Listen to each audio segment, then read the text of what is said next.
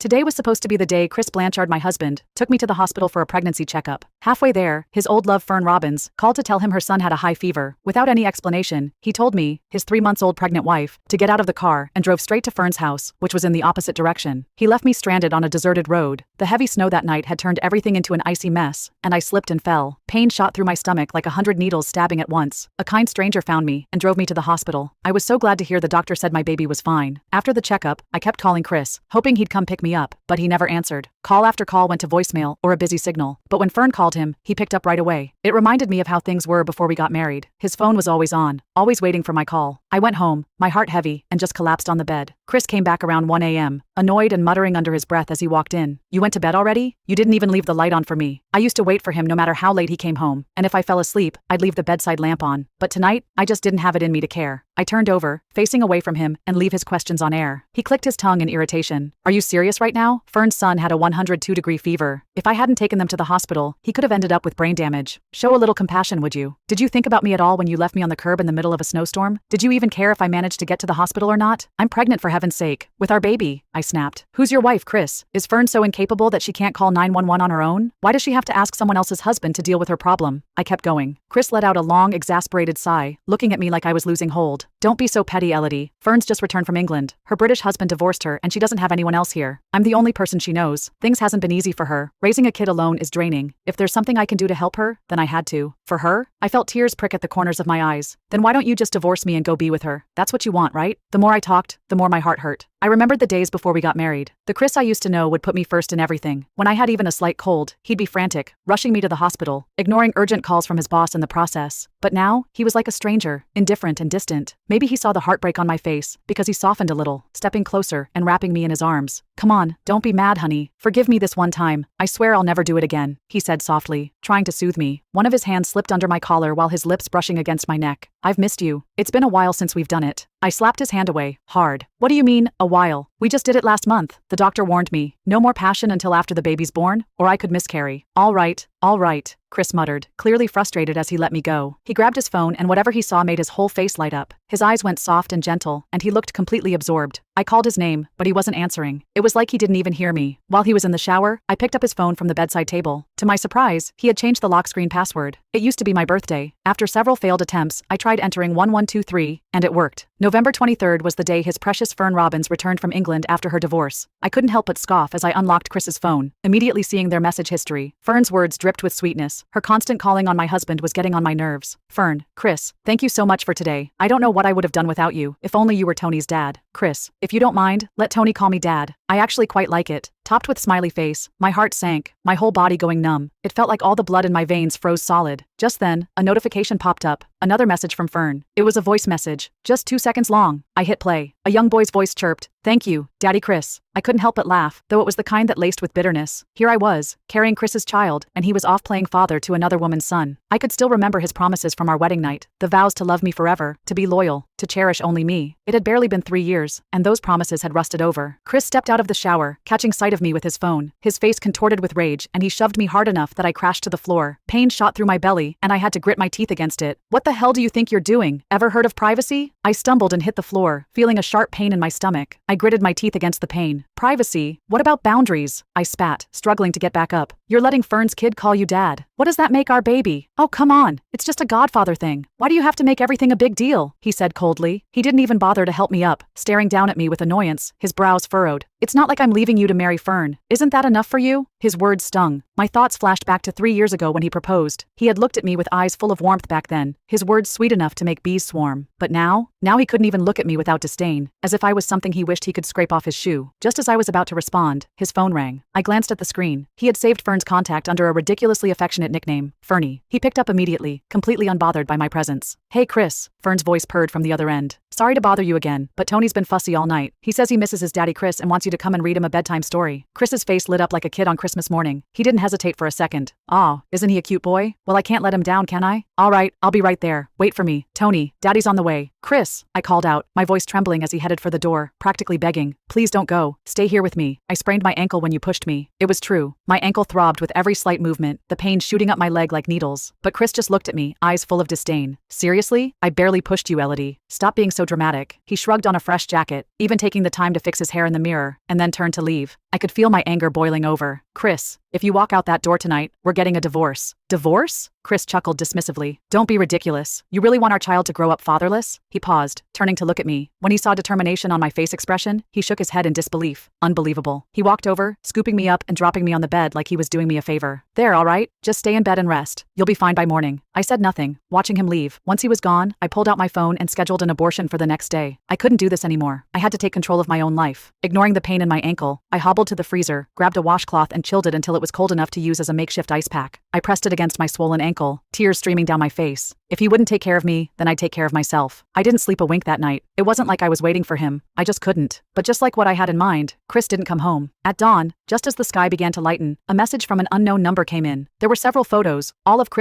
Love bites clearly visible on his neck, holding around a 5-year-old boy in his arms. The boy clutched a picture book while Chris read to him, his face gentle and relaxed. The very image of a doting father. I didn't need to ask who had sent the pictures. A moment later, a message came through. Fern, he really is a great dad, isn't he? My vision went blur as rage churned in my gut. I didn't reply, and I blocked the number instead. At noon, I went to the hospital alone and had the abortion. My body was weak after the procedure, and I had to rest for the entire afternoon before I could manage to walk without feeling like I'd collapse. Lying there in the sterile room, I had plenty of time to think. I was pondering about the loss and gain I had in the way. I didn't want my child to be born into a family poisoned by conflict. Bringing a baby into a world full of shouting parent and deceit would mean giving them a childhood starved of stability and love. If that was the life I could offer, then perhaps not giving birth was the more responsible choice. I refused to bury my head in the sand, pretending to be happy with a husband who had betrayed me, pretending that everything was okay while drowning in lies. I decided to let go of Chris for good. I would spend the rest of my life learning how to love myself. When I finally left the hospital, hobbling down the steps on my weak state, I saw him, Chris, standing there like the universe's cruel joke, holding a little boy in one arm and gripping a woman's hand with the other. It was Fern, of course. The woman who had stolen everything from me. They looked like a happy little family, a picture-perfect trio standing in the afternoon sunlight. I couldn't help it. I laughed, a sharp, bitter laugh that echoed off the hospital walls. It was all so pathetic, so cliché. What a lovely family, I said, slow claps punctuating each word, my voice filled with a cold, empty amusement. Chris's head snapped up, and I watched the panic flash across his face before he quickly let go of Fern's hand. He looked at me with a frown, his eyes narrowing. Elodie, what are you doing here? Elodie, what are you doing here? I gave him a thin, humorless smile. Getting an abortion, I said.